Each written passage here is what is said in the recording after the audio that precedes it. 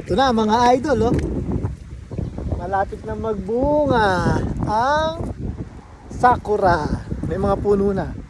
Tingnan nyo. May mga puno, hindi. May mga bulaklak na, oh. Hindi, konti pa mga idol, oh.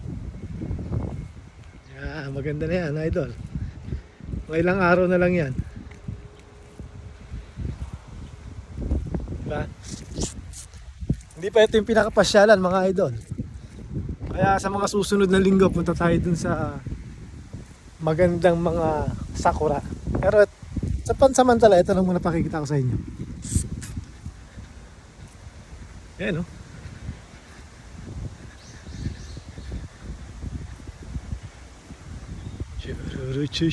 Malapit na. Oh.